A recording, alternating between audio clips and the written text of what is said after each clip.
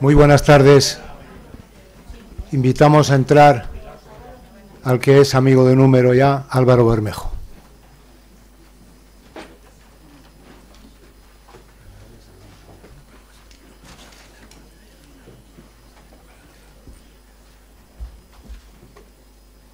Álvaro, ahí está justo, ¿no? Muy bien.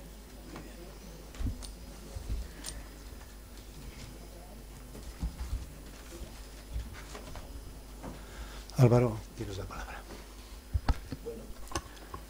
Vamos a empezar en esta ocasión por ya directamente la conferencia, luego será, si tenemos suerte, la salutación dentro de la Vascongada, y la conferencia o la lección de ingreso versa como, si nos podéis apagar esta luz por favor del techo, sí, versa sobre Margarita de Navarra, reina de Navarra, y también la reina del Heptamerón. Es un personaje no demasiado conocido, muy olvidado en realidad, y yo creo que merece la pena una relectura, un acercamiento a lo que significó tanto en lo político, en lo cultural, en lo humano y fundamentalmente en la visión de la mujer y en la evolución de la mujer a partir del siglo XVI en Europa. No digo en Navarra ni en Francia, en Europa. Como es un PowerPoint con muchas imágenes, vamos a empezar rapidito y veremos qué vamos viendo. Aquí la tenéis. Es el año 1530 cuando Clouet la retrata con ese lorito en la mano. Y es un verdadero paradigma de belleza y talento, ¿no? Ronsard la define como de las reinas la sin igual, de reines la non pareille. A tantos escritores protegió y tanto escribió que pasará a la historia como la 10ª musa. Yo quiero que reparéis o que nos fijemos en la mirada de este retrato. ¿A quién nos recuerda? Ahí la tenemos, a la Gioconda. Hombre, Clouet no tiene la magia que tiene Leonardo, ¿no? Que tenía la vibración en la pincelada, ¿no? Que convertía cualquier cuadro en un conjuro. La Gioconda es más que un cuadro, la Gioconda está viva. Sin embargo, Margarita de Navarra tiene algo de ella, o sea, está imitando Clouet a Leonardo, porque realmente va a haber una relación entre Margarita y Leonardo, años adelante, y realmente está diciendo que es la Gioconda de Francia. Es una clave que cifra Clouet en este retrato con el lorito, que está a su vez lleno de claves. Aquí tenemos el lorito amazónico verde. ¿Y por qué lo pinta o la pinta con un lorito en el índice? No es casual, ¿no? La reina conoce el nuevo mundo, pero también los nuevos mundos, es decir, las nuevas ideas que están entrando en Europa y que van a ser para ella un referente de su quehacer cultural, personal, político y, por supuesto, evidentemente, humano, ¿no? Fueron su referente los humanistas, tanto en lo literario como en lo religioso. Otra clave importante son las 3 perlas que cuelgan de su collar. 3 perlas, ni una más ni una menos. ¿Qué significan? Vamos a dejarlo en una pequeña incógnita. ¿Qué significan las perlas? Han pasado 16 años y aquí tenemos otro retrato de Margarita de Navarra, pintado por el mismo Clouet, pero ella es otra persona. Ya no tiene un lorito, tiene un perrito, ya no quiere volar, ¿no? Está como buscando protección, amparo, la compañía del pequeño animal, ¿no? Pero como pongo en el texto, ¿no? Mantiene la cabeza alta, ¿no? Siempre dueña de sí misma y ajena a todas las censuras. Ajena a todas las censuras, firme en su esencia personal, ¿no? Como lo fue siempre. Aquí la tenemos en sus años de esplendor, lo que va del 15 al 30. Se podría considerar, con un lenguaje contemporáneo, la primera influencer de Francia. Tuvo tal peso en toda Francia, no digo en Navarra, en toda Francia, ¿no? Pero a su vez, por su belleza, fue un referente del glamour. Catalina de Medici, nada menos, dice de ella que ya donde iba era la corte quien la imitaba a ella y no ella a la corte. Estamos hablando, en fin, de un personaje bastante olvidado y sin embargo fijémonos en lo que dice de ella Catalina de Medici. Brantón añade, después de ella las mujeres concibieron una visión más elaborada y activa del amor. Se puede considerar una adelantada del feminismo, tanto en su libertad sexual como en su refinamiento intelectual, por las dos vías, ¿no? Por su manera de promover las nuevas ideas, va a suponer toda una revolución en el etos de la mujer francesa, nada menos, ¿no? Simone de Beauvoir, que no es precisamente una desconocida, en El segundo sexo dice, la escritora que mejor sirvió a la causa de su sexo fue Margarita de Navarra. Esto lo dice Simone de Beauvoir, que propuso contra la licencia de las costumbres un ideal de misticismo sentimental y de castidad sin mojigatería, esto es discutible, tratando de conciliar amor y matrimonio para honor y dicha de las mujeres. Samuel Putnam, un historiador, en fin, de primer nivel, la define como la primera mujer moderna. Para ella la reforma es un concepto global. Cuando hablamos de reforma religiosa, cuidado, es religiosa, pero es la religión, digamos, es la cobertura de una reforma integral, ¿no?, que abarca todo, sobre todo tal y como lo interpreta ella, ¿no? Implica la política, la ética, la sexualidad. Lo que se está debatiendo son los límites de la personalidad o de la libertad personal y colectiva. Eso es lo que se debate bajo una cobertura de guerras de religión, ¿no? Hay un personaje clave, que es Calvino, el que tenemos aquí en este lienzo, que habla por sí mismo, del carácter y del talante de Calvino, que la protege en un principio, pero más adelante, cuando considera que se le va de las manos, la ataca de una manera visceral, descarnada, en el tratado contra la secta furiosa de los libertinos. No solo secta, sino furiosa.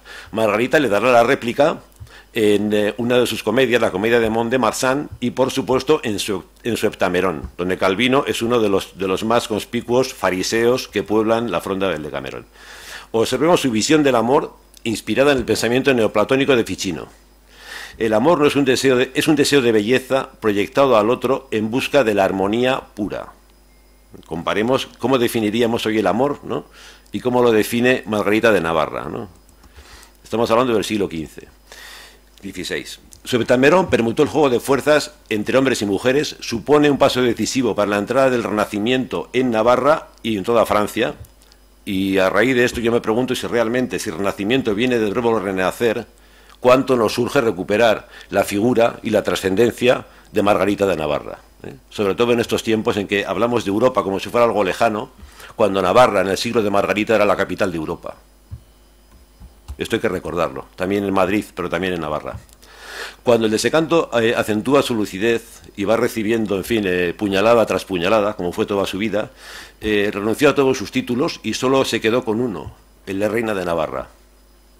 Ella, de todos los amantes que tuvo, no tuvo otro más fiel que que el propio reino, que heredó y que mantuvo y que prestigió, esta que decía: jamás mi corazón se cansará de amar, ¿no? Jamais mon cœur sera las, ¿no?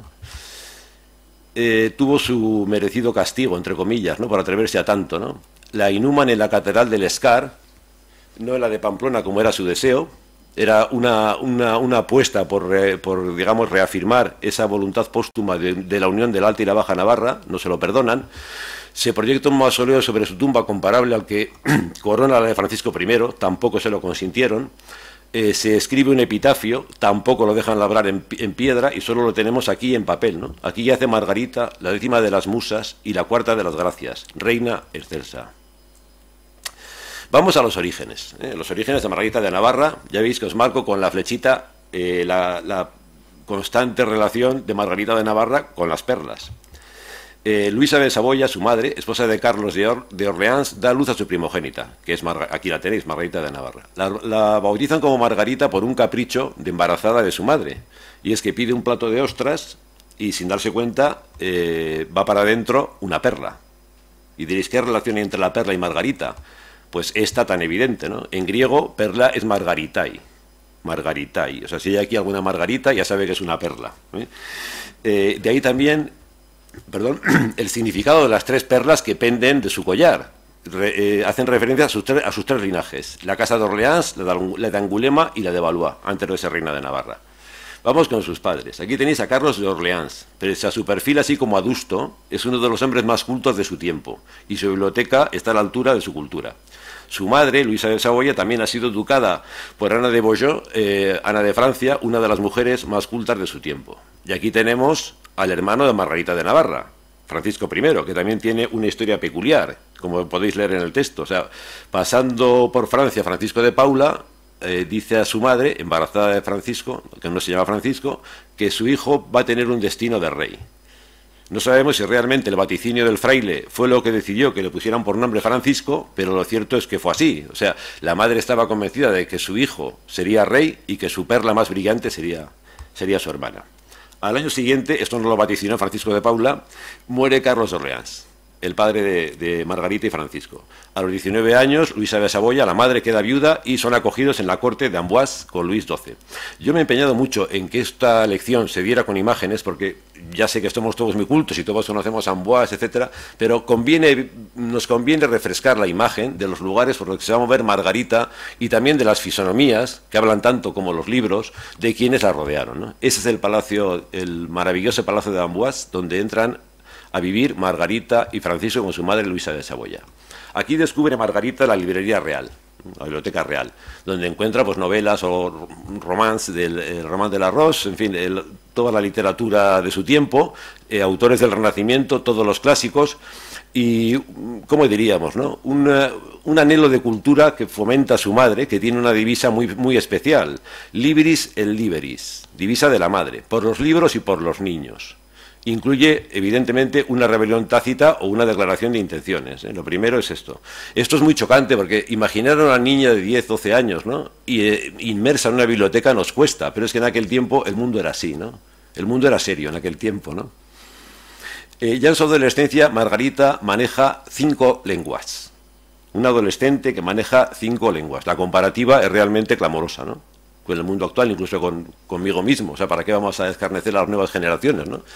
Está hablando, además de francés, italiano, español, latín, griego, hebreo. Cuando llega a ser reina de Navarra, maneja ya nociones de euskera y, por supuesto, está leyendo a los clásicos y, como dice su preceptor, otras filosofías, ¿no? Otras filosofías es un eufemismo muy francés para definir a Erasmo, a Calvino, a Lutero, también a Hildegard von Bingen, la visionaria, a Tomás de Kempis, etcétera, etcétera, etcétera. Autores de primer nivel que está leyendo una niña y, lo más sorprendente, probablemente asimilando. Yo me pregunto, pero es que no había correrías infantiles, no jugaba al escondite, no jugaba con muñecas.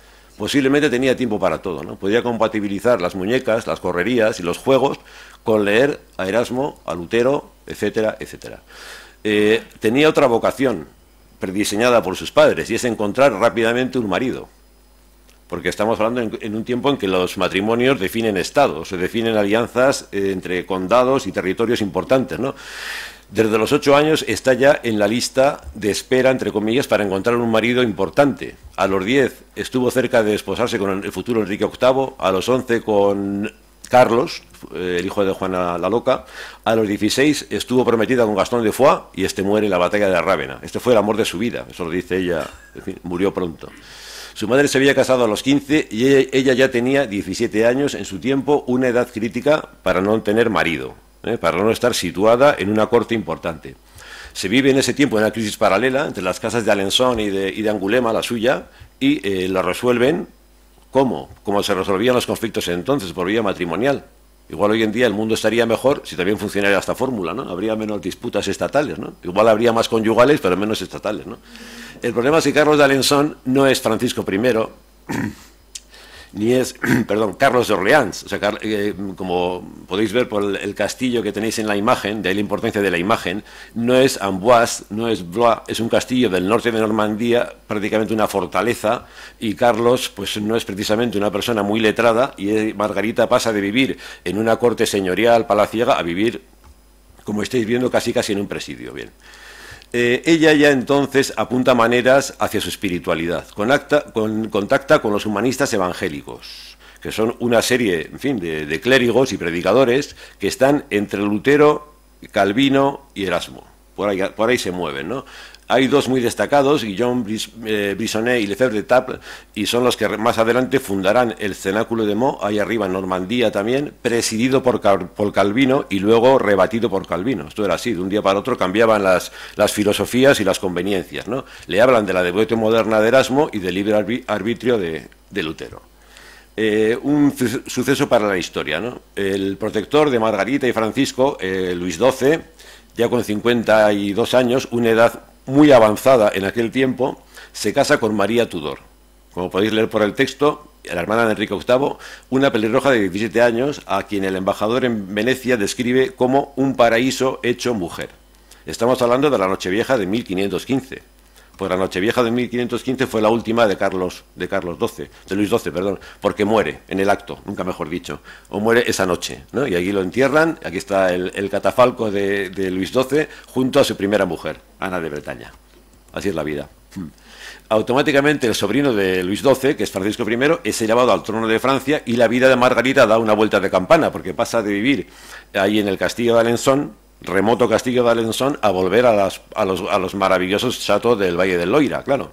Y se convierte en el eje de la vida de palacio, hasta el punto de suplantar a la mujer de Francisco I, Claudia, que estaba enferma y tenía una serie de hasta malformaciones congénitas, y la que ejerce como reina es la hermana del rey. Francisco la llama Mamiñón, mi pequeña, pese a que el Benjamín es él. Y la que realmente está promoviendo reformas culturales importantes en el Loira, en los chateaux del Loira y en Francia, es Margarita. Como he dicho anteriormente, conoce a Leonardo da Vinci y promueve la obra de Leonardo da Vinci en Francia. A su vez funda un salón, la primera salonier de la historia, un salón cultural. Cuando hablamos de las princesas ridículas del siglo XVIII y sus salones, y Madame du Deffand, etcétera, etcétera, Margarita ya estaba enterrada hace mucho tiempo y las había adelantado a todas ellas. Y en estos salones, en el suyo, en el Nuevo Parnaso, pululan personajes como Ronsard, Dubélé, etcétera, entre otros tantos, además de los teólogos disidentes del cenáculo de Meaux. Gracias, vamos adelante. También aparece, hay que dar también un punto de novela sentimental, aparece un joven valet de chambre, poeta y compositor, que es Clement Marot, este que tenéis aquí. Corre el rumor de que Margarita y Marot son amantes, y a su vez corre el rumor de que está fomentando la herejía del cenáculo de Meaux en su corte. La cosa va rápido y Marot se ve obligado a huir a Ginebra, a la Ginebra de Calvino, dejando un poema dedicado a su señora que la va a definir de una manera absolutamente meridiana. Cuerpo de mujer, cabeza de hombre, corazón de ángel.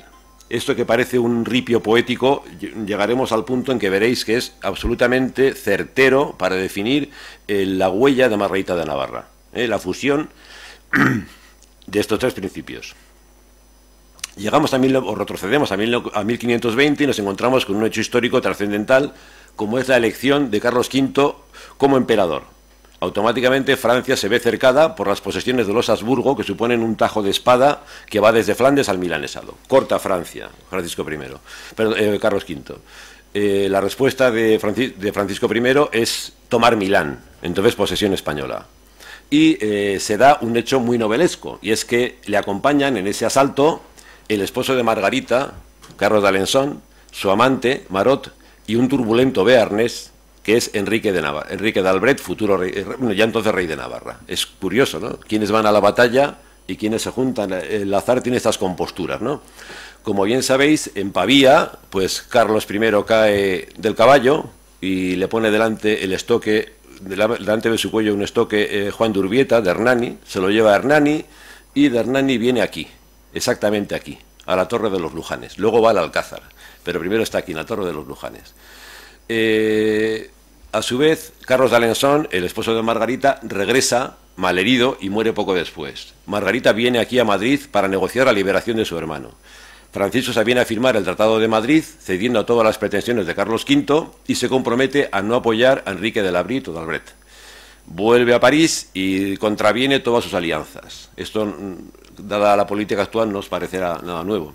Se alía con Solimán y renueva sus pactos con Enrique de Albret. ¿De qué manera? Propiciando el matrimonio de Enrique de Navarra con Enrique de Albret, más conocido como el Sangüesino. Hablemos un poquito de la casa de Albret o de Labrit, que asociamos siempre con el origen del reino de la Navarra moderna, pero bueno, hay que hilar un poco fino, ¿no? Son oriundos de Gascuña, son navarros de adopción. Es una familia verdaderamente inteligente que medra a fuerza de hábiles enlaces matrimoniales y van incorporando primero el ducado de Perigord, luego el de Limoges, y más adelante ya casan al padre de Enrique, Juan III, con Catalina de Foix, entonces reina de Navarra, pero menor y por tanto bajo la tutela de su madre. Juan III de Labrit entrará en la historia de Navarra no por derecho de sangre, sino como rey consorte, pero es igual, también va a ser el caso de Margarita de Bola. En el año 26, el sangüesino, Enrique III, es un joven de 23 años frente a los 34 de Margarita. Esto supone un abismo de tiempo, que hoy también lo supondría, pero entonces era absolutamente inusual, pero convenía, razón de Estado, ¿no? Como hemos comentado, había acompañado a Francisco I a Pavía, y había sido hecho prisionero, pero Enrique es más hábil y consigue evadirse. Y cuando vuelve a Blois es recibido como un héroe nacional y sucede un hecho ya, se diría que hasta pactado, ¿no? Muy habitual, es casi medieval este ritual, ¿no? Y es que cuando entra en el castillo, Margarita, a caballo, Margarita le besa la rodilla, que es una señal ya de sumisión, cuando todavía no se había pactado nada, ¿no? Al año siguiente ya se están casando en este palacio, Saint-Germain-en-Laye, al lado de París. Ya veis que es una boda de altura, simplemente por la dimensión del lugar donde se celebra, ¿no? Realmente es una unión de dos reinos. Es interesante ver este mapa también para hacernos una idea de qué hablamos cuando hablamos de Navarra en este tiempo. Todo lo que tiene color es Navarra. O sea, porque asociamos Navarra con lo que estamos viendo de color azul, pero además del ducado de Albret en Gascuña, tenemos el Perigord arriba, más arriba Limoges y abajo Marsan, Gavardin, Tursan, Bearn, Bigorra, Foix, hasta Narbona. O sea, Narbona fue Navarra, Foix fue Navarro, etcétera. O sea, es un concepto de territorial de los reinos absolutamente chocante con cómo lo entendemos hoy, que lo entendemos siempre como una forma de continuidad, pero aquí no, eran reinos salpicados, o sea, tenían un territorio aquí, otro allá. Imaginaros la conflictividad de atravesar, de llegar de una parte a otra del reino atravesando territorios que no son parte del reino, mover ejércitos, por ejemplo, ¿no? Y así vivían, ¿no? Su epicentro es el Palacio Castillo de Pau en el Bearn, es el epicentro del reino de Navarra. Pero ella, Margarita, fija su residencia en el de Nerac, en Gascuña, en el territorio de los Albret. Es muy elocuente, que es un palacio que merece la pena visitarlo, que la única estatua que se preserva allí, la que estáis viendo, es la de su nieto, el futuro Enrique IV de Francia. Y es curioso, ¿no? Cuando realmente este palacio y todo su esplendor se debe a aquella a quien se conoció como la Medici del Renacimiento, Margarita de Navarra. Francia es así. La impronta de Margarita se va a hacer notar en infinidad de actividades y de reformas, ¿no? Ella llega a un reino despoblado, arrasado y empobrecido, ¿no? Por guerras continuas. Ella se pone al frente de la repoblación, reconstruye villas, mercados, ciudades y algo muy importante, homologa la vieja legislación bearnesa no escrita con el viejo fuero de Navarra. O sea, Navarra da cuerpo de ley a la legislación de Bearn, hasta el punto de que el fuero de Bearn será la primera legislación escrita de la muy cultivada Francia, gracias a Margarita de Navarra. Aquí tenemos a Enrique en formato Francisco I. Bien, no es un galán refinado a la manera de Francisco I. De hecho, el primer regalo que le hace a Margarita es un catecismo luterano, toda una declaración de intenciones. En la cubierta, la que tenéis aquí delante, ofrece otra imagen. Se pinta como un cortesano sosteniendo una margarita con una leyenda en latín que dice lo que estáis leyendo. He encontrado una preciosa margarita que guardaré bien dentro de mi corazón. De la realidad al deseo, pues medio un abismo, ¿no? Lo del retrato a la realidad también, ¿no? Dice un cronista cómo la radiante princesa de los ojos azul-violeta se había casado con la esposa de un idiota. Esto dice un cortesano, ¿no? O sea, que no lo dice un revolucionario, ¿no? O sea, realmente había una distancia mental considerable. Se cuenta de Enrique de Navarra, ¿no? Pues que, por ejemplo, que untaba con ajo los biberones de sus hijos y que les ponía al cuello anillos de escama de salamandra para evitar los maleficios. Claro, conocido esto, el hecho de que Margarita lea libros que él probablemente no pasa de su catecismo luterano, le molesta mucho y le deja una frase para la historia, ¿no? Madame, vous voulez savoir trop. Señora, usted quiere saber demasiado. Una gran frase, ¿verdad? Las disputas estallan desde el comienzo, ¿no? Cada cual va a llevar la vida por su parte, uno en Nerac, ella en Nerac, él en Pau, y cuando Margarita le da el segundo hijo a Enrique, Juan, la primera es Juana, luego viene Juan, ella realmente apenas se vuelven a encontrar, ¿no? Ella se rodea de su corte de poetas y humanistas, en la que no falta Marot. Otro poema de Marot dedicado a su protectora. A ambos nos gusta la música cantar y los libros frecuentar. ¿Qué más diré? Me atrevo a decir esto, que casi en todo nos parecemos, salvo que yo soy más apasionado y vos tenéis el corazón más frío. Hombre, lo cierto es que la sospecha de que fueran amantes, pues como que con estos poemas por medio, dejaba poco margen a la imaginación. Ya hablando de cosas más filosóficas, aquí tenemos a otro frecuentador, más que frecuentador, heredero, de la huella de Margarita, que es Michel de Montaigne. Sartre lo toma como modelo del intelectual moderno. Dice, es la entrada del yo en la literatura. Sartre, a pesar de lo que dice su pareja, Simone de Beauvoir, acerca de ella, ignora que realmente la entrada del yo en literatura, por lo menos en la francesa, se da con Margarita de Navarra, que en sus confesiones pues, son siempre en primera persona. Es la entrada del yo en literatura y más aún en filosofía, ¿no? Dice Montaigne, amo la vida retirada por lo que es, porque es mi elección y la que yo quiero. Es lo que va a hacer Margarita desde que tiene prácticamente uso de razón y uso de decepción, cuando descubre en qué consiste el mundo de la alta política, ¿no? Consciente de su ídolo con Margarita, Montaigne deja una frase también para la historia, ¿no? Que quiere pasar el resto de su vida en el seno de las doctas vírgenes. Las doctas vírgenes se refiere a las vírgenes prudentes que mantienen sus lámparas encendidas mientras las locas duermen. Claro, pero ¿a qué doctas vírgenes se refiere? Pues la única que conocemos en la historia de Francia en este periodo es precisamente Margarita de Navarra, no tanto porque fuera virgen, pero sí porque fuera docta. Y por su pasión por la sabiduría y por su manera de iluminar todo su entorno, ¿no? Otra fecha interesante. Salen de la Sorbona en el 34, con título de doctores dos personajes que van a cambiar el mundo. Calvino e Íñigo de Loyola. Curioso, el mismo año, Íñigo de Loyola ya no es aquel que combatió o defendió Pamplona frente precisamente a Enrique II, y no solo frente a Enrique II, sino también frente a dos hermanos de Francisco de Javier. Esto lo digo porque es curioso cómo en esas batallas se estaban peleando un futuro santo y dos hermanos de otro santo, y los dos jesuitas. Curioso, ¿eh? Qué vueltas da la historia, ¿verdad? Margarita se va a decantar por Calvino, luego se decantará por la Devotio de Erasmo, que se entiende como una tercera vía entre la reforma y la contrarreforma. Una vía de tolerancia, de libertad, de entendimiento, menos armada, ¿no? Menos agresiva, ¿no? Dice Erasmo, nadie tiene derecho a entrometerse entre una conciencia y Dios. Y Margarita responde con unas palabras que parecen dirigidas a Calvino. No me carguéis con los pecados de toda la humanidad, ya me pesan bastante los míos. Qué frase, ¿verdad? Otra imagen interesante. Allá en Nérac, además de Calvino, el del lienzo que he visto anteriormente, hay otro personaje curioso que lo frecuenta, que es Rabelais, nada menos, el de Chinon. Y se juntan en la misma mesa Calvino y Rabelais gracias a Margarita de Navarra. Esto ya para, aquí que hay algún novelista o más de uno, ¿no? Da para una novela. Calvino y Rabelais compartiendo veladas, ¿no? Veladas literarias, ¿no?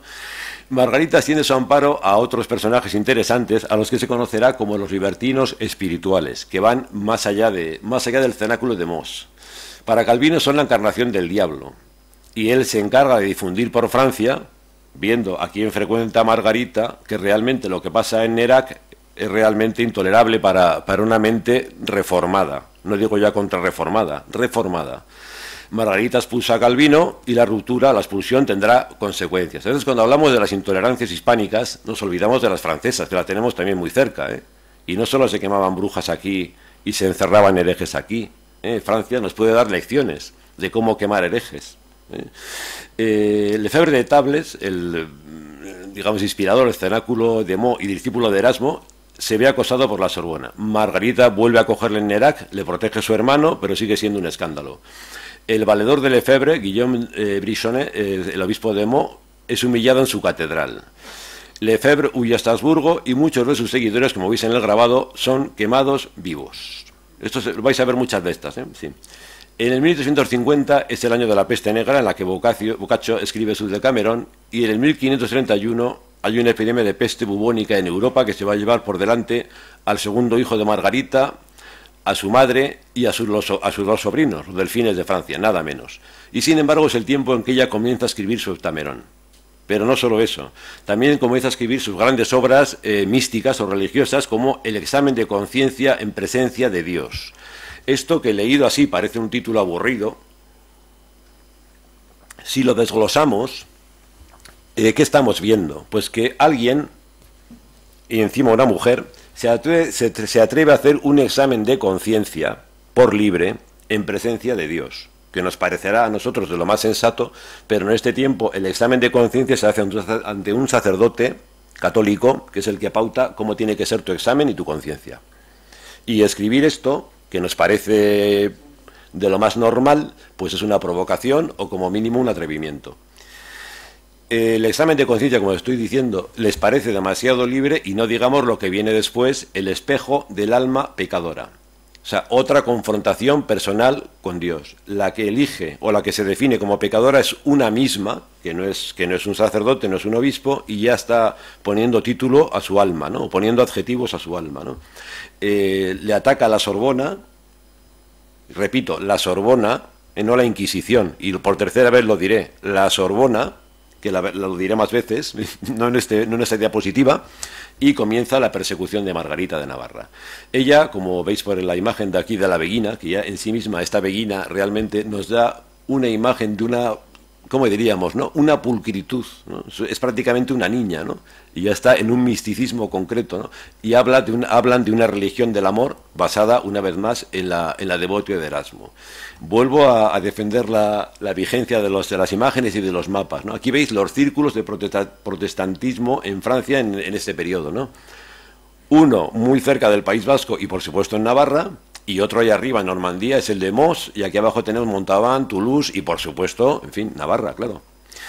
El Savonarola de la Sorbona, que es un Savonarola auténtico, Noel Beda carga contra ella. Calvino define su mística como algo falsario y dictada por la secta de los libertinos, y su gran pecado, vuelvo a insistir, no es más que buscar la unión de lo divino desde la libre conciencia y la iluminación interior. Esto que lo contamos así, yo siento no poder comunicar realmente la tensión que tuvo que suponer esto, ¿no? O sea, el hablar de libre conciencia, que nos parece a nosotros, hijos del siglo XX y del XXI, ¿no?, de lo más sensato, esto en su tiempo era jugarse el cuello. O sea, hablar de libre conciencia era un riesgo, era una provocación. Te podían llevar a la hoguera para hablar de libre conciencia. Hay otras libres conciencias que ya van derechas a la hoguera, ¿no? Es las que desatan el conocido, el affaire de placar, el asunto de los armarios, o como queramos llamarlo. Aparecen pasquines clavados a las puertas de una serie de residencias, incluida la residencia del rey, que hay que abrir muchas cerraduras para llegar a la residencia del rey. Y denuncian la impostura de la misa papal. Esto desencadena una represión sin precedentes. 20 anabaptistas son quemados vivos en la Plaza de l'Estrapad, y se descubre que entre ellos, entre sus secuaces, entre comillas, hay 6 protegidos de la reina de Navarra. Marot, el poeta que la ha definido con tanta certeza y que dice que es más apasionado y que su corazón, el de ella, es más frío, es tan apasionado que huye al Piamonte. Y Margarita se queda en Merak como una sepultada en vida. Aquí tenemos un pecado navarro que tendremos que reconocer, los que tenemos ascendencia navarra. Y es que el regente del Colegio de Navarra en París, ¿hay Colegio de Navarra en París hoy? Una pregunta que no he resuelto. Escribe una comedia donde la escarnece por 2 vías, como mujer y como pensadora. Margarita aparece hilando. De pronto deja la rueca y se aplica a estudiar una traducción del Evangelio y se convierte, poseída por Satanás, en una furia del infierno. ¿Por qué he puesto en mayúsculas traducción? Porque es que el Evangelio no se debe traducir. En este tiempo no. Hay que leerlo en versión original, interpretada por la Iglesia. Entonces, quien traduce o lee libros traducidos está incurriendo en un pecado. Así como os lo cuento, ¿no? Es grave que quienes representan la obra, además de quien la ha escrito, son navarros, y que es un episodio dentro de lo cultural y religioso en el que vemos ya una primera, ¿cómo diríamos?, ¿no?, persecución o enfrentamiento de Navarra contra Navarra, ¿no?, dentro de la élite cultivada, dentro de los navarros que están estudiando en la Sorbona. Definen a su reina como una furia del infierno, solamente por no comulgar con el credo papal. Margarita se recluye en el convento de las Clarisas de Mont-de-Marsan, en Gascuña también, donde sigue escribiendo poemas místicos, y se define así: y por mis dolores reformista religiosa. Cuesta creer, una vez más, yo juego mucho con el trasladarnos al mundo actual para dar el salto atrás, ¿no?, que por tu creencia religiosa realmente, o sea, te estés jugando la vida en Europa. O sea, no es como estamos hablando del talibanismo y esto y lo otro, no lo tenemos tan lejos, ¿eh? Hemos sido muy radicales aquí en Europa, muy radicales. Ella llama al convento de Marsan Mon Hermitage, mi ermita, y desde esta ermita escribe otra obra de título más que elocuente, como son Las prisiones de la reina de Navarra. Prisiones, una reina que se siente prisionera en su reino. Poco después muere Marot, su amante, en Turín y en la miseria, y ella solo sale de Mont-de-Marsan para visitar a su hermano que está moribundo. También aquí Francia nos da lecciones de cómo tratar a sus reyes. Aquí, en cuanto un rey patina, ya lo tenemos en todos los telediarios.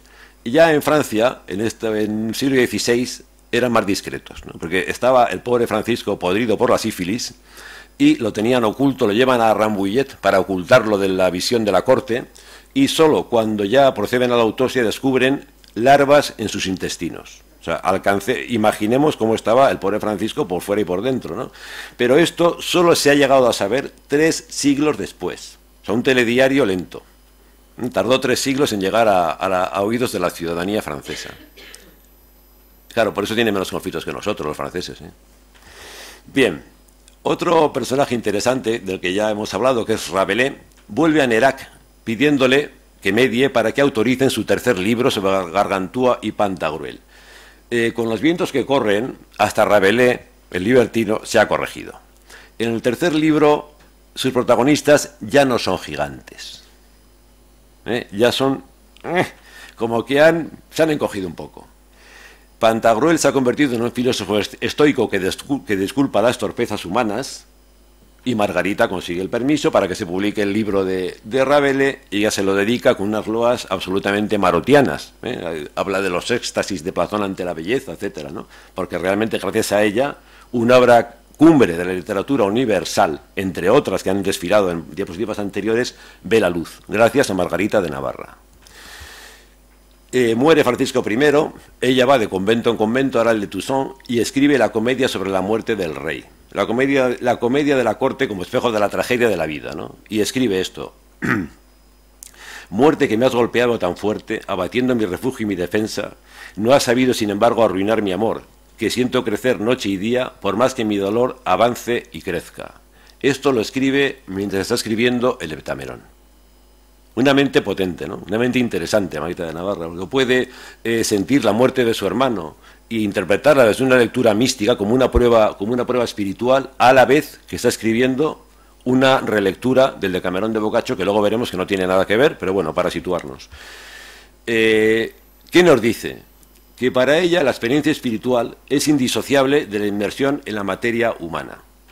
O sea, realmente puede hablar de pureza quien ha conocido el pecado.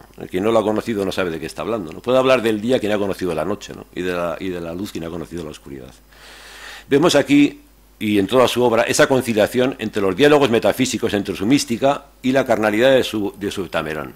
Y sin embargo, esto que hoy en día es transparente, que lo vería cualquiera que sepa leer un poco, ¿no?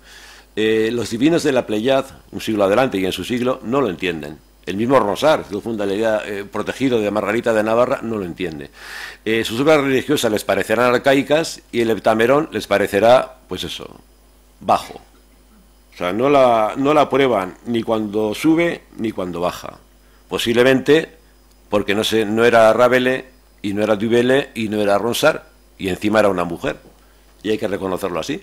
O sea, le chocaba mucho, era un mundo, realmente aquel sí que era un mundo de hombres, ¿no? Era una mujer que escribía, aunque fuera reina, aunque les protegiera, les costaba realmente reconocerlo públicamente, ¿no? Aunque luego dedicaran obras, ¿no?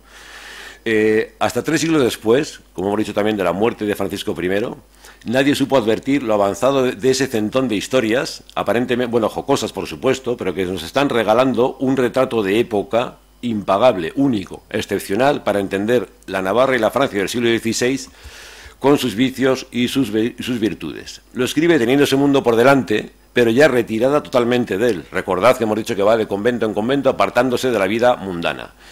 Ya no le importan las dedicatorias y las loas privadas de los ilustres de su tiempo, de Rabelais, Ronsard, Dubélé, y ahí ves en la imagen a Etienne Dolet, hijo natural de Francisco I. La Francia ya anticipaba sus querencias revolucionarias. Pese a ser hijo natural de Francisco I, ya lo veis, e impresor, por ser impresor, acaba donde estáis viendo. Francia. No estamos hablando del Toledo de Torquemada. No. Francia. Impresor, hoguera. Hijo de Francisco I. A la hoguera. El último desencanto se lo brinda a su hija. Un carácter tan fuerte como el suyo, pero más radical. ella, que es Margarita, que había sido un paradigma de tolerancia y que había cultivado y trabajado a su hija dentro de esa idea de tolerancia, se decanta por Calvino y se adscribe al bando de los hugonotes. Es interesante para conocer el carácter navarro, Navarro donde los haya, de Juana de Navarra, es cómo da a luz a su primer hijo. Le sorprende el tema en el campo, se agarra a un árbol y así nace su primer hijo. Ella sola lo da a luz en el campo agarrada a un árbol. El segundo es este que veis en la foto, más conocido como el verde galante, es Enrique, al que conseguirá emparejar con la hija de Catalina de Medici, Margarita de Francia. Sin embargo, Catalina impone que para esa boda, Enrique, que ya es hugonote, como su madre, Juana, no va a llevar a Margarita de Francia al protestantismo. Entonces, Enrique IV de Francia pronuncia la célebre frase de París bien vale una misa, que parece un homenaje al humanismo tolerante de su abuela, pero suena más como una cosa híbrida entre Boccaccio y otro contemporáneo, que es Maquiavelo, ¿no? Ahí también los navarros fueron realmente adelantados a su tiempo, ¿no? Porque si hacemos un cóctel de Margarita de Navarra a Enrique de Navarra, ¿qué lecciones dieron a Europa? ¿Qué modernidad? En el sentido, se podría decir, más solemne y también en el más políticamente correcto e incorrecto, ¿no? Desvinculada de todo, incluso de su hija, porque hay desavenencias entre ellas, la que escribió: allá donde está el espíritu divino, ahí está la libertad perfecta, se recluye en el Bearn, renuncia a todos sus títulos y solo se deja acompañar por uno que ya lo hemos comentado, el único en el que se reconoce, reina de Navarra. Poco después ya se recluye, recluida en Erac, va a Coteret para aliviar una artrosis galopante que está teniendo y de ahí pasa a su villa palaciega de Dodó, en Vigor, cerca de Tarbes. Esta imagen que veis aquí me ha costado horrores encontrarla. O sea, de hecho ya no existe esta villa, ¿no?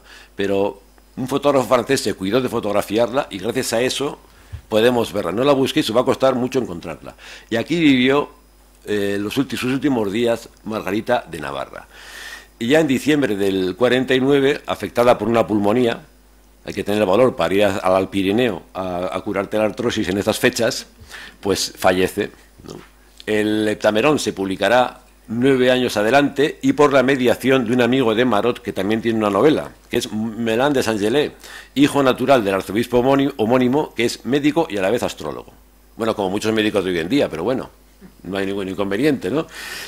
Parece ser que esa primera edición la sufraga Juana, pero de una manera muy jesuítica, aunque estuviera adscrita al bando de los hugonotes, porque no lo hace ver, se oculta y oculta el tema, ¿no? Guardando el anonimato, solo por prudencia. Pues yo dejo la pregunta en el aire, ¿no? Porque si realmente pues Juana es hugonote y devota de Calvino y Margarita pues no era precisamente una devota de Calvino, pues como que Juana se vería muy comprometida para reconocer que ella había sufragado el libro de su madre. Sin embargo, a pesar de desavenencias entre madre e hija, Juana es tan inteligente como su madre y mantiene el legado que ha levantado ella. Nada menos que las escuelas filosóficas levantadas por Margarita en Po, repito, escuelas filosóficas levantadas por Margarita de Navarra en Po, escuelas filosóficas. Yo ahora cuando voy, pues encuentro polideportivos, pero escuelas filosóficas veo pocas. Y también la Escuela Navarra de Humanistas, que está bien que tengamos escuelas de pelotaris, estoy totalmente de acuerdo, pero que tuviéramos también escuelas de humanistas no nos vendría mal. Claro que para tenerlas tenemos que tener una Margarita de Navarra, o una Juana de Navarra incluso, donde florecerán los poemas de Bernat de Chepare. La Vera Calvino, Juana ya la tiene comprometida, cuando encarga a Joanes de Lizarraga la traducción del Nuevo Testamento al euskera. Recordemos lo que hemos dicho de las traducciones. Y así se publica Gure Jaunaren Testamentu Berria, el Nuevo Testamento en euskera, por Juana de Navarra, hija de Margarita de Navarra. Y la vela su madre, después de la vela de Calvino, es esto, publicar ese libro que hubiera, por decirlo en términos coloquiales, puesto de los nervios a Calvino, como es el Heptamerón. Nunca sabremos si los elogios que dedica nada menos que Shakespeare a la corte navarra se deben a los humanistas o a quien los puso delante, que fue Margarita. Su célebre sentencia, que habría que poner en letras de oro en toda institución navarra, Navarra será la maravilla del mundo, lo nota en una comedia de título no menos elocuente, Trabajos de amor perdidos. Y como podéis leer, yo me pregunto si realmente, si hubieran sido así los de la 10ª musa, de no mediar el hallazgo de Subtamerón. Porque posiblemente si vamos a una librería o vamos a internet encontraremos versiones en todas las lenguas del Heptamerón, pero de sus poemas místicos nos va a costar un trecho, encontrar obras y accesibles, ¿no? Bien, vamos con el libro. En agosto del 58 aparece un libro de título bizarro, Historia de los amantes afortunados, punto. Se presenta como una amalgama de relatos desordenados, se oculta el nombre del autor, de la autora, pero dejan una pista también como de preescolar, y es que hay un elogio a la oración fúnebre de la reina de Navarra. ¿Qué tiene que ver una oración fúnebre de la reina de Navarra en el Heptamerón? Pues en fin, tampoco es muy difícil. Al año siguiente ya se hace evidente lo que es un clamor, y se publica la primera edición con su nombre, y con un título, en fin, que lo que antes era 4 palabras, ahora son unas 12. Heptamerón des nouvelles de la tres ilustre princesa Marguerite de Valois, reina de Navarra. Punto.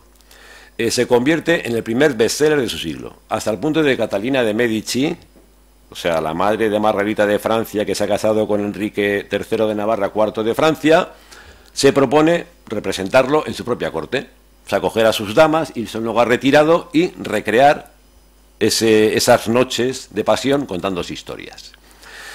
Vamos a ver qué cuenta el Heptamerón. Cuenta la historia de 10 viajeros, 5 hombres y 5 mujeres, lo mismo que en el Decamerón, sorprendidos por una tormenta cuando se encuentran disfrutando de los baños termales de Coteret, precisamente donde muere Margarita. Uno de ellos propone replicar el Decamerón y entretener la espera contándose cuentos. Y es precisamente en este punto, que parece subrayar la deuda con Calvino, donde empiezan las disonancias. Pero esto hay que saber leer entre líneas, que es muy importante, ¿no? El Decamerón se abre con un prefacio acerca del alcance de la peste negra en la Florencia del 1348. Hay una frase que vale tanto como el Decamerón y es esta. Agnolo Ditura dice, un personaje, ¿no? Enterré con mis manos a 5 hijos en una sola tumba. No hubo campanas ni lágrimas. Esto es el fin del mundo. Cuando hablamos del COVID y de estas cosas que han sido el fin del mundo para muchas personas, pero podemos imaginarnos a este Agnolo Ditura enterrando con sus manos a 5 hijos en una tumba. Hay que imaginarse. ¿Quién era este Agnolo? No sabemos. Pero sabemos que era un personaje pues que lloró todo lo llorable, ¿no? Y que vivió el fin del mundo. No es lo que les pasa a los protagonistas del relato de Boccaccio, que son, repito, el número 10, en el Heptamerón son 5 y 5, que son 7 y 3, ¿no? Que entretienen su tiempo de epidemia retirándose al pueblecito, a la colinita de Fiesole, para contarse historias licenciosas.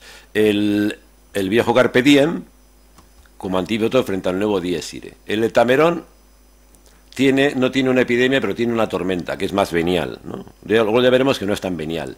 Aquí la plaga va por dentro, ¿no? ¿Qué es la plaga? Pues la que afecta a los personajes que se refugian en Coteret para contarse historias, ¿no? Que son una aristocracia alejadísima del mundo en el que están viviendo y que para ellos, efectivamente, lo único lamentable de la epidemia, aunque luego se corrigen, es que, en fin, hayan sido asesinados sus sirvientes y que, como dicen, ¿no? Han sido asesinados cuando... Sí, alaban al Creador por haberse... No, perdón, me corrijo.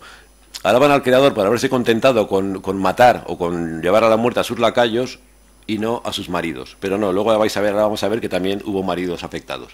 Longarín, una de las protagonistas, una joven viuda que acaba de dar tierra a su marido, celebra la iniciativa porque sin ella nos volveremos aburridos. Y esa sí que es una enfermedad incurable. Otra, Marsuit, asegura que lo suyo es mucho más grave. Ella, perder un marido es una banalidad, pero perder a un amante, eso ya es más serio. Estamos en el 1500, ¿eh? Estamos en el 1500. Bien, el que sale peor parado es este del grabado, que es Hircus, un nombre clave, o Hircán, y que no sabemos de quién se trata, porque es un nombre cifrado. Hircán proviene de la voz latina Hircus, que es macho cabrío. ¿Quién será? Pues damos una vuelta a Hircán y se convierte en Enrique. Y la forma de arnesa, Henri. En fin, asunto resuelto. Hircán, el macho cabrío, es Enrique de Navarra. ¿Por qué podemos afirmarlo? Porque está casado con Parlamenta, la que lamenta que ha perdido a su amante, que es Marot. ¿Y qué es Parlamenta? Pues perla amante. Lo desglosamos, perla amante. Y es perla amante por la perla y por su perfecta reivindicación del parfait amour, ¿no? Así lo tenemos. Vamos con el alma del Heptamerón. ¿Qué tres referencias tiene? Vale, de acuerdo. La primera es Boccaccio. Pero luego tenemos a Rabelais, evidentemente, inevitablemente, y tenemos, menos visible, pero quizá más importante, a Erasmo. Un factor diferencial, ¿no? Un cambio de mentalidad, un cambio de perspectiva, que es la renacentista, desde una doble mirada. La más evidente, la mujer protagonista y narradora, o algo insólito en la Europa de aquel tiempo. Margarita la pinta como la ve, no inferior al hombre, mismos vicios y virtudes. Y por tanto reclama para sí misma las mismas licencias amatorias, luego los mismos derechos, 1500. Se postula, no hace falta escribirlo, como una feminista intelectual, la primera de la historia, y así procede, más que una imitación, a un ajuste de cuentas con Boccaccio. En el Decamerón los hombres se burlan de las mujeres, también las mujeres de los hombres, pero sobre todo los hombres de las mujeres. En el Decamerón la proporción se invierte. Las que se burlan son sobre todo las mujeres. Revelan episodios escabrosos de los que han sido víctimas, pero también agentes activas. Encontramos madres incestuosas, reinas que torturan a sus amantes, otras que practican juegos peligrosos y una justificación de las astucias femeninas como defensa frente a la prepotencia y la impunidad de los asaltos masculinos. Diré muchas veces, 1500, porque estamos ¿en qué años estamos? En el 2000, ya no sé cuánto, 23. Pues eso estaba pasando en Francia, en Navarra, en el 1500. Cuando aparece pues, en los informativos, en los periódicos, aparece una señora en una pose atrevida, avanzándonos, ¿no? Que es la primera que hace, que dice, que ha publicado este libro. Pero, ¿cuánto adamismo, verdad? O sea, ¿cuánta gente descubre el mundo todas las mañanas? Yo les envidio. O sea, que se levantan y descubren la literatura en el momento en que ponen su firma en un papel. Y son los primeros en todo. Y luego hay un periodista, una periodista que además se lo cree. Claro, y dices Margarita de Navarra y dices, ¿cómo que Margarita? ¿No es Margarita no sé qué de la Legión? No saben más. Y esto hay que recordarlo, ¿no? En lecciones como esta y constantemente, más aún cuando es algo nuestro. Más aún cuando es algo nuestro. Vemos constantemente frases como esta: el honor de los hombres y de las mujeres no se mide con la misma medida, 1530, la doble moral por medio, nuestras tentaciones son diferentes a las vuestras. Qué sutileza, ¿no? Está hablando de cómo muchos hombres ven el sexo como una relación de poder y cómo muchas mujeres, entonces y hoy, les importa bastante más el amor y bastante más la libertad que el libertinaje. Pero esto, claro, decirlo hoy, cuando has leído Margarita de Navarra, es que no sales del bostezo. O sea, se te abre la boca y ya no la puedes cerrar. Pero claro, es que han pasado 6 siglos de que esto se escribió. Y se puede, lo tenemos ahí y fuera. Y puedes ir con el libro por delante, el próximo 8M, ¿no? Es que esto tiene 6 siglos. No me vengáis, ¿qué me vais a descubrir? Leerlo. El Heptamerón tiene mucho de autobiográfico. Y es así como nos lleva hacia la segunda lectura del texto. ¿Qué vemos? Vale, de acuerdo, las visiones enfrentadas del amor según la guerra según los arquetipos de la guerra de sexo, ¿no? Pero lo más distintivo de Margarita no es lo epitelial, que es lo evidente, que es su decantación por la mujer, sino el juego de miradas. Aquí está la sutileza. Hay una distancia entre las de sus protagonistas y la suya. Cuidado. O sea, porque hoy en día también alardeamos de ser autobiográficos, pero es que puede ser algo todavía más sutil, que es desdoblarte, ¿no? Y tener una mirada para tus protagonistas y tener otra mirada para ti misma y mezclarlas en el relato de manera que tengas algo de ellos y ellos algo de ti, ¿no? Sin ser el mismo personaje, ¿no? La impronta de Margarita remite a esta sutileza, ¿no? Los cuentos más escabrosos, quizá, son los que tienen una solapada lectura moral muy evidente y una no tan evidente tendente a una cierta elevación espiritual. Perlamante, dice en un relato: ¿a qué llama perfectos amantes? A aquellos que buscan en lo que aman alguna perfección, sea en su belleza, en su bondad o en su gracia, siempre tendente a la virtud. Pues el alma que fue creada para acceder a su soberano bien, mientras vive en el cuerpo, no desea más que alcanzar este estado. Qué atrevimiento hablar de amor y almas a la vez, ¿eh? Practico sexo. Yo practico no sé qué. O sea, pero es que hablar de alma es que es realmente pornográfico en nuestro siglo. Ella es una autora pornográfica, porque en el mundo actual, donde el amor se ha banalizado y es un ejercicio más o menos gimnástico, ¿no? Que alguien diga, no, es que yo puedo unirlo con el alma. Bueno, puedes apedrearla, como a Diendolet, el impresor, pero puedes decir, joder, pero estas mentes son las del futuro o las del pasado, ¿no? ¿A quién se refiere? Otro adelantado a su tiempo fue este que vamos a mencionar, Juan de la Cruz, cuando habla de la noche oscura y la bendice por haber unido, amado con amada, amada en el amado, transformada.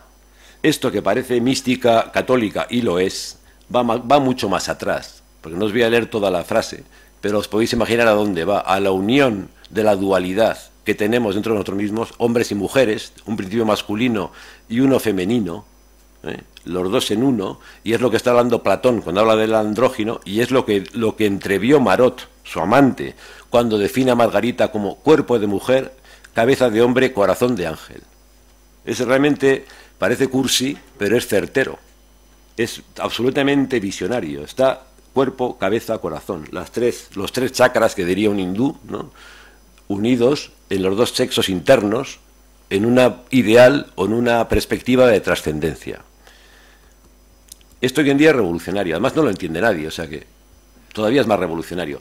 Lo excepcional de Margarita es que llega a esta certeza sin abandonar el locus amenus de su corte galante. O sea que no es como San Juan de la Cruz, es otra cosa. Ella ha experimentado todo aquello de lo que habla, ha vivido, ¿no? Ha vivido la noche oscura y la noche iluminada, y la noche sin final, y la noche blanca y la noche negra, ¿no? Y a pesar o gracias a esa experiencia puede llegar a su mística. Es realmente lo más sorprendente y lo más profundo de ella, ¿no? Ha experimentado el amor carnal, ha experimentado atrevimientos y tormentos, y el heptamerón, ¿qué es? Una calculada gradación de fases, de estados, de elevación de la consciencia, desde lo más bajo o desde lo más carnal a lo más espiritual, sabiendo de lo que habla. Y así como ella, tras haber apoyado a Calvino, acabó repudiando su intransigencia, con el mismo fervor que manifestó frente al fanatismo católico, en su heptamerón, ¿qué prevalece? Un constante principio de tolerancia, de comprensión de la naturaleza humana. De eso, en ese tiempo de inquisidores, en cuanto te das la vuelta te clavan un puñal, y que están buscando dónde herirte, y que están buscando realmente de qué pie cojeas o por dónde te pueden despeñar, encontramos una persona que da lecciones de comprensión, de humanidad, de tolerancia. Siglo XVI, ¿no? Así nace en Navarra y en Francia, y por supuesto en toda Europa, una nueva retórica del amor, con Margarita de Navarra. La que escribió esa frase que la define y que no es poética, sino realmente es una profecía más que una poesía, ¿no? Jamás mi corazón se cansará de amar, buscó durante toda su vida ese amante perfecto que solo encontró dentro de sí misma, después de una tempestad que es la de su vida. Es la del heptamerón, es la de su tiempo, y es aquella en la que vivió ella desde que le pusieron la primera perla hasta que le clavaron la última puñalada. El espejo de Margarita. He puesto este título por esta miniatura que encontré no sé dónde, un autor, no sé, el título en inglés, en el que está mirándose en un espejo que parece un cuento, ¿no? Y yo me pregunto si desde esa distancia de 5 siglos, tal vez lo que nos pide no es tanto que mantengamos vivo su recuerdo como en esta conferencia, sino lo más difícil, que nos atrevamos a estar a su altura. ¿De qué cosas? De todo lo que os he contado, que se puede resumir en esto, ¿eh? Independencia personal, digan lo que digan, de su libertad de criterio, pensar por uno mismo, y no por lo que te diga el telediario, ni el periódico, ni el de aquí, ni el de allá. Tú tienes tu mente y eres responsable de tus pensamientos, y procura que sean tuyos, porque andamos hoy en día con tantos pensamientos heredados, inoculados, troquelados. Te pones a hablar con determinadas personas o con muchas personas y es que hablan con frases hechas y con latiguillos. Pero vamos a ver, tú has pensado algo, puedes decir algo con tu propio lenguaje, de su tolerancia, de su imperativo de concordia y algo absolutamente vigente, de su manera de ser mujer en un tiempo 100 veces más arduo y convulso que el nuestro, sin ninguna duda. Sabio libro es heptamerón, ¿no? Que confundimos con un divertimento. Lo llamamos heptamerón porque de las 100 que tenía en mente se quedaron en 7 jornadas y 70 historias. Una obra inconclusa. ¿Me dio el destino para que llegara a nosotros de esta manera? Curioso, ¿verdad? Tenían que ser 100 cuentos, se quedaron en 70 historias y 7 jornadas. Ella y su lorito, un animalito mágico, parece decirnos: acábalo tú, lector, escribe tú mi último cuento. O sea, oír esta conferencia o conocer a Margarita de Navarra, como la podemos conocer ahora por sus libros, no puede quedarse en un libro que pasas páginas y bostezas y te vas a dormir. Te tiene que cambiar en algo la vida, porque si no, no has leído. Bueno, cualquier libro que merece la pena. Si no te cambia la vida, no has leído ningún libro. Tiene que cambiar, aunque sea esto, pero tiene que cambiar la vida. Y leer a Margarita de Navarra te tiene que llevar a decir, bueno, 70 cuentos, ¿por qué no escribo yo uno, no? Escribe tu último cuento, mi último cuento. Es decir, atrévete a conocerte. Un deporte de riesgo. Alcanza tu máxima dimensión. Qué pereza, diríamos, ¿no? Qué pereza alcanzar tu máxima dimensión cuando ni siquiera nos la planteamos. Defiende tu criterio. Primero ten un criterio, claro, y luego defiéndelo. Sea en la corte o en la aldea. Y por último, y acabo con esto, non inferiora secutus, que quiere decir, no seguiré lo inferior. No seguiré lo inferior. Y que cada uno ponga nombre a lo inferior. Esa fue su divisa. Yo creo que la gran lección de Margarita es atrevernos a hacerla suya. Muchas gracias.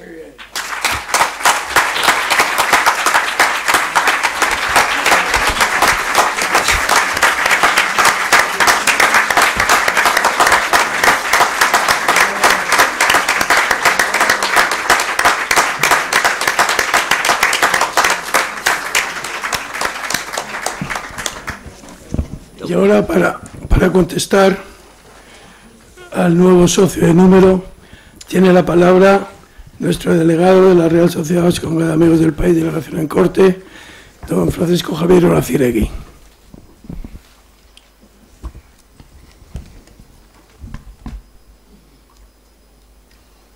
Jaun Andreok, arratsaldeon. Esker mile etortzeagatik Madriko arratsaldeontan toki ederontara udazkena hasten den egunean. Para instituciones como nuestra Real Sociedad Vascongada de los Amigos del País, las celebraciones correspondientes a las lecciones de ingreso como amigo de número son eventos sumamente importantes, por lo que significan de continuidad de las ideas ilustradas de trabajo y progreso que inspiraron a nuestros ancestros fundadores. Dentro de ese concepto, hoy es un día especialmente grato, jubiloso diría yo. Me corresponde el honor de dar la bienvenida al recibirle como amigo de número a Álvaro Bermejo Marcos. Nacido en San Sebastián, Donostia, el 1 de agosto de 1959, inicia sus estudios primarios en la escuela pública de su barrio del antiguo Donostiarra, el primer emplazamiento urbano de San Sebastián, pasando después al colegio Larramendi, fundado por curas sabios, al trasladarse el seminario menor de Saturrarán a San Sebastián en 1968. Ya en San Sebastián, y en el transcurso de un año, el seminario se transforma en colegio para que los seminaristas obtuvieran el título oficial de bachillerato. Ante el descenso de vocaciones religiosas, el colegio se convierte en oficial de enseñanza media. Allí impartían la docencia gentes humildes con auténtica pasión por enseñar, próximos a la sociedad aranzadi de los Barandiarán, Altuna y otros. El centro ha destacado por su importancia en la formación humana de las personas, con relevancia en las clases de lengua y literatura, y en suma en la expresión verbal y escrita, muy innovadora en aquella época, y que, como podemos apreciar, fue fundamental en la formación del amigo Bermejo. Terminado el bachillerato, pasa a EUTG Deusto de Donostia, donde desarrolla el primer ciclo de Historia y posterior obtención de la licenciatura en Historia Contemporánea, que ampliaría con Antropología en la Universidad Autónoma de Barcelona. Pero se hace obligatorio abrir una puerta a la aportación del cabeza de familia, José Bermejo Arrarás, nacido en 1926 en el barrio de Gros de San Sebastián. Niño de la guerra, se desplaza por Europa después de la Segunda Guerra Mundial con pasaporte Nansen, de refugiado. Es recluido en un campo de concentración en Frasquet, Italia, para, liberado después de una huelga de hambre, viajar de polizón a Brasil. Con 5 idiomas en su bagaje, 500 años después de nuestra Margarita, termina el periodo vital azaroso estableciéndose en su ciudad natal y casándose con Julia Marcos. Es reseñable por inabarcable lo que en este caso el perspicaz padre aventurero pudo contribuir al desarrollo de la mente de un niño que aprendió a jugar al ajedrez antes que a escribir. Y volviendo a la trayectoria de Álvaro Bermejo Marcos, quiero dejar claro y proclamar que estamos ante un auténtico portento de la descripción literaria, que se define a sí mismo como agente cultural, escritor y periodista.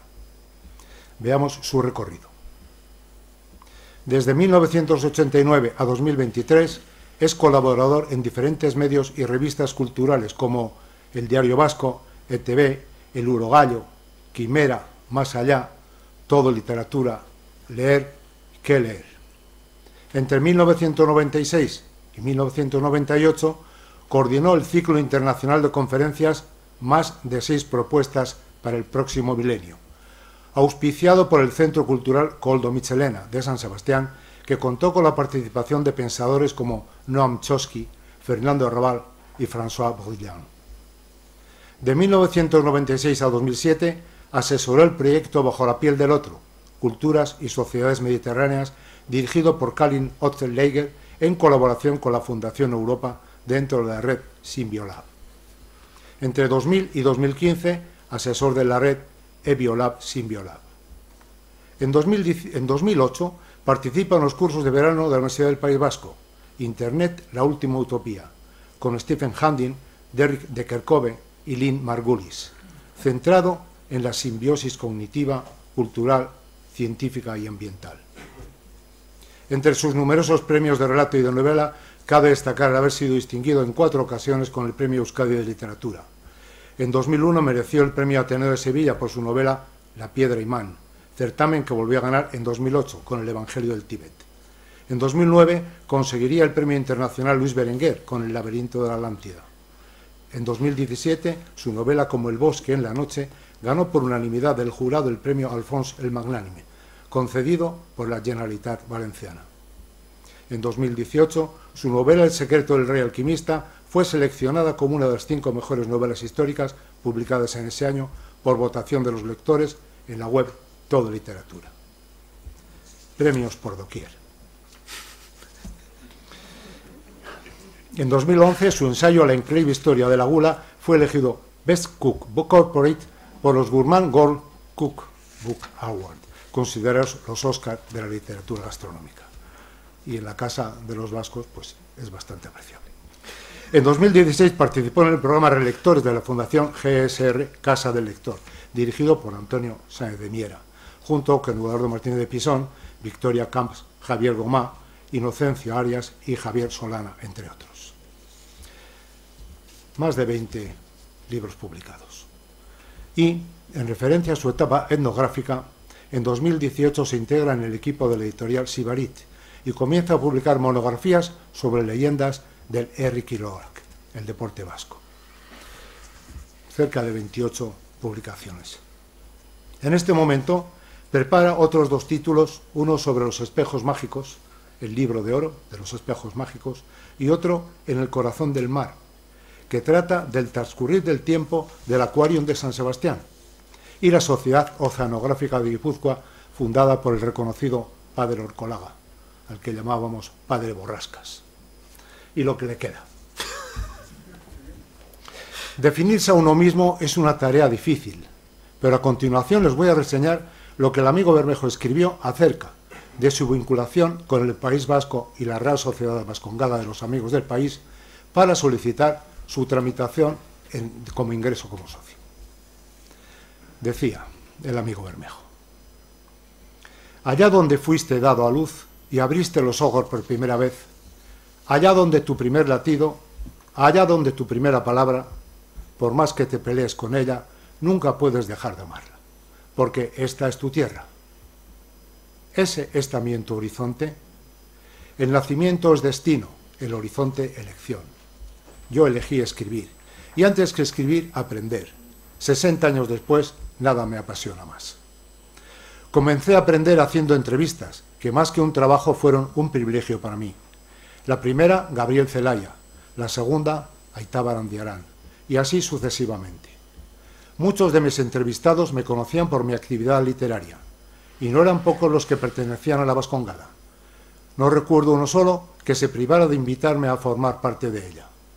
Miguel Telechea y Dígoras, Julio Caro Baroja, Elías Amézaga, Juan Ignacio Uría, Juan Plazaola, Manuel Lecuona, Juan Garmendia Larrañaga, Ángel Cruzjaca, Vicente Saragüeta, Miguel Pelay, Jorge Oteiza.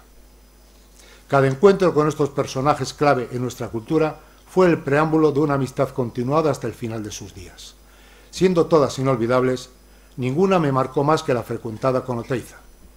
Si de todos ellos aprendí a conocer y amar nuestra Euskal Herria, él me enseñó precisamente aquello que fundó la Vascongada, entenderla más allá del crisol identitario, como un fractal de modernidad abierto al cruce de ideas, insertándola en la gran cultura europea de la que formamos parte.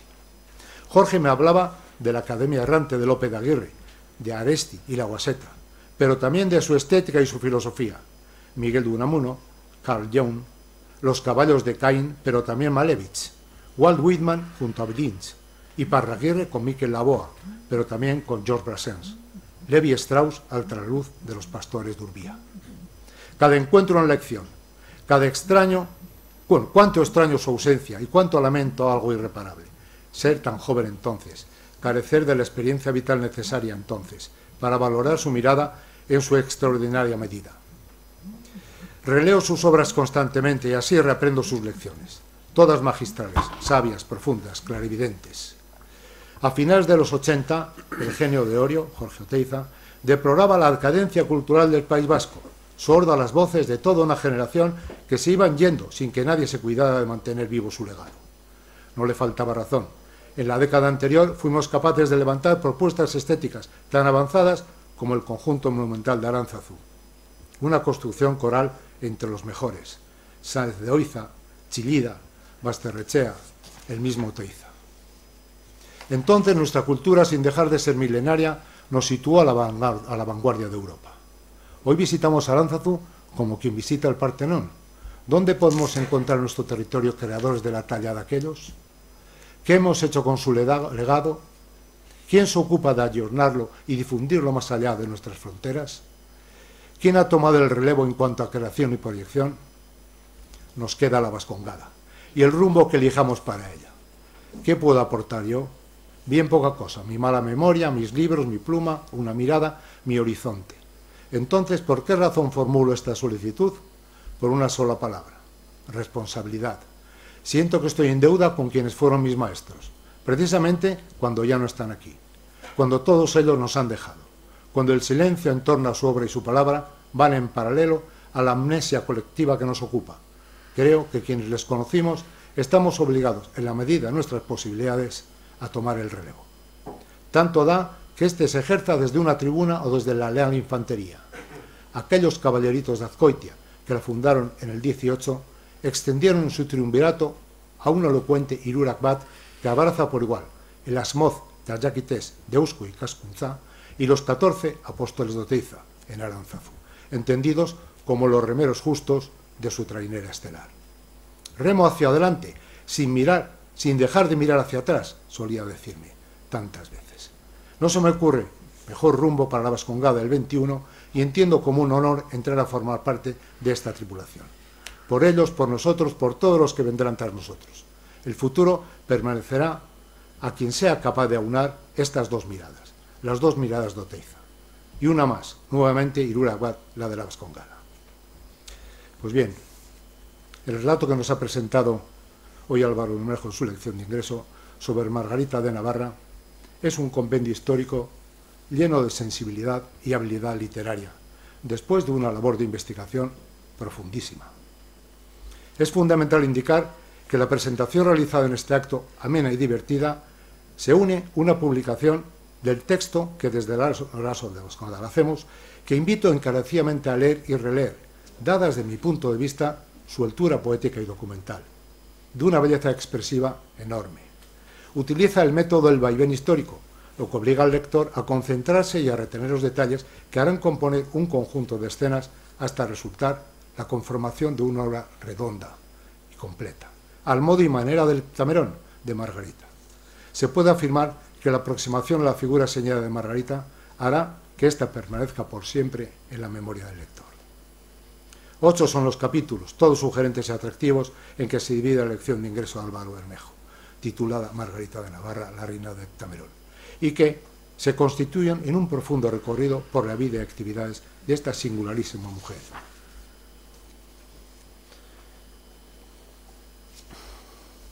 Me iban a permitir en este punto un recorrido cronológico, pero creo que nos lo vamos a ahorrar.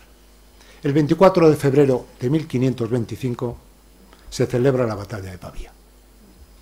Desde que Carlos de Habsburgo accede a la cabeza del Imperio Sacro Romano Germánico, su oponente, Francisco I de Francia, se lanza abiertamente a contrarrestar la supremacía de los Habsburgo. De derrota en derrota, el francés termina apresado por el guipuzcoano Juan de Urbieta, natural de Hernani, y es trasladado a Madrid. Como anécdota diré que, afectado ya por la sífilis, cuando Urbieta pone en duda la personalidad del apresado, éste le mostrará su dentadura donde faltan las 2 piezas frontales superiores. Imaginemos a Margarita en septiembre de ese mismo año de 1525 viajando a Madrid vía Palamos, soportando grandes penalidades para cuidar de la salud de su hermano, gravemente enfermo, y al tiempo negociar su liberación mientras su madre, María Luisa, se hacía cargo de la regencia de Francia. El enfermo mejora con las atenciones de Margarita, y entre el 4 y el 14 de octubre se reúne esta con Carlos el emperador en la ciudad de Toledo, sin que las conversaciones supongan ningún avance. Margarita llegó a intentar la fuga de su hermano, pero enterado el emperador, tuvo que abandonar Madrid precipitadamente. Posteriormente, al objeto de lograr su liberación, Francisco accede a firmar con Carlos el Tratado de Madrid, con renuncias varias, entre las cuales estaba la de no apoyar a Enrique de Navarra en su intento de recuperar el territorio navarro peninsular.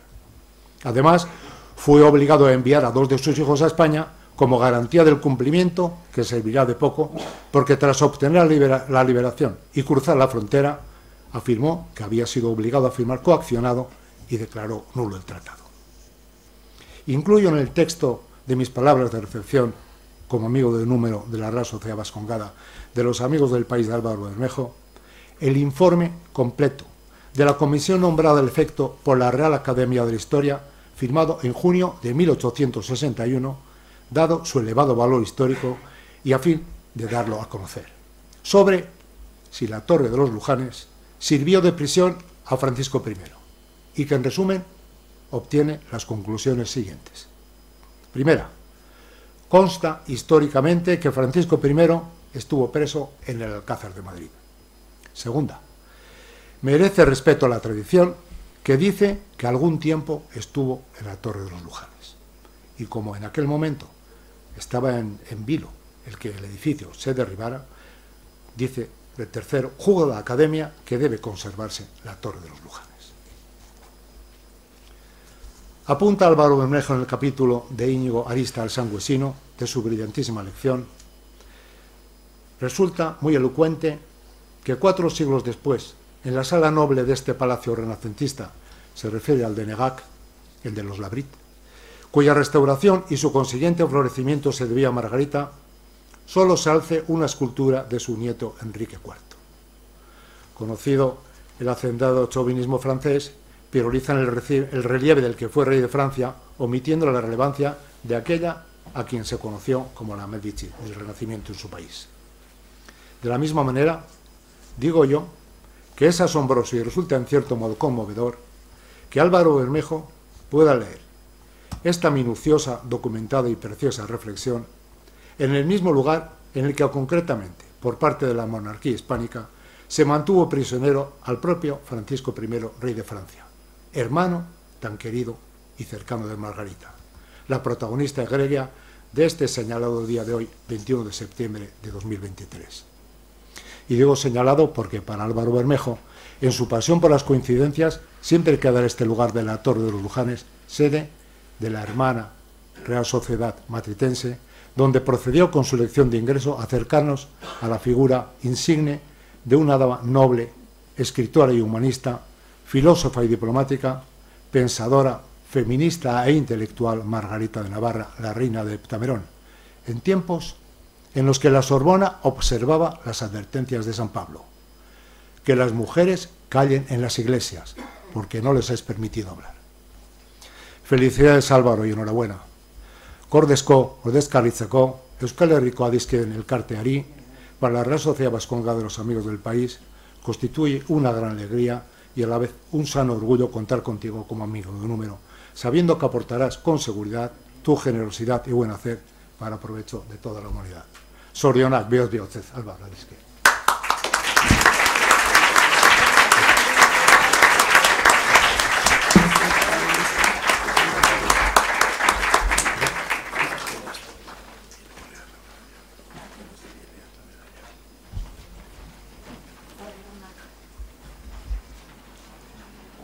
No hemos terminado, falta... Un momento, por favor, un momento. No, Habiéndose cerciorado esta Real Sociedad Vascongada de los Amigos del País, que don Álvaro Bermejo Marcos cumple con los requisitos exigidos por nuestros estatutos, y constando su voluntad y compromiso de cumplir fiel y lealmente con los fines y propósitos de aquella, así como con los tales estatutos, acuerdos, y superado asimismo el deber de su aportación creativa e investigadora al acervo ideológico de la Vascongada, con la presente elección de ingreso, procede a su proclamación como amigo de número. Al recibirlo como amigo de número, le encarezco y le quiero no solo a no olvidar, sino también a practicar los principios y el talante que durante generaciones ha animado a la Real Sociedad Vascongada de los Amigos del País. Le hago recordando textualmente las propias palabras del discurso preliminar, pensadas y sentidas en el bien de Euskal Herria. No basta en adelante el ser buenos amigos, buenos padres de familia y buenos republicanos. La profesión que abrazamos hoy nos constituye en mayores obligaciones. Hasta aquí podíamos ser solamente nuestros, ahora debemos ser todos del público. El bien y la utilidad de éste han de ser los polos sobre los que giren nuestros discursos y el blanco al que han de dirigir nuestras operaciones.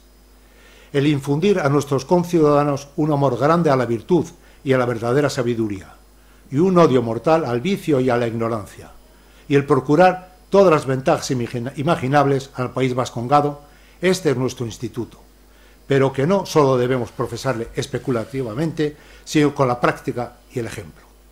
El empeño es arduo, sin duda alguna, pero el heroico celo con que habéis entrado en él os hará fácil. No desistáis, pues, de él, amigos míos. Amad vuestro patrio suelo, amad vuestra recíproca gloria, amad al hombre, y, en fin, mostraos dignos amigos del país y dignos amigos de la humanidad entera. En la seguridad de que a tales principios ajustará sus conductas, queda proclamado como amigo de número de la Real Sociedad Vascongada de los Amigos del País, incardinado en la delegación en corte. En testimonio de este acuerdo, reciba la insignia con el emblema del Irula Bat que deberá ostentar en los actos y ceremonias de nuestra entidad. Queda concluido el acto. Bien.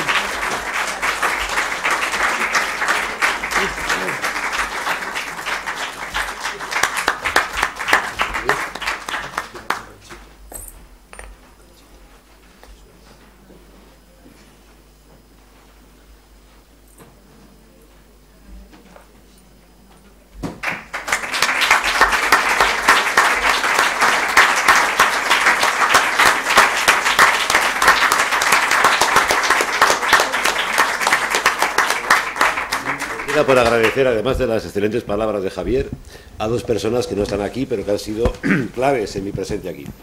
Son Carlos Jauregui, quien me abrió las puertas de la Vascongada, y Antonio Sáez de Miera, amigo de los dos, a quien dedico el libro y quien cruza conmigo esas puertas en este día. Muchas gracias.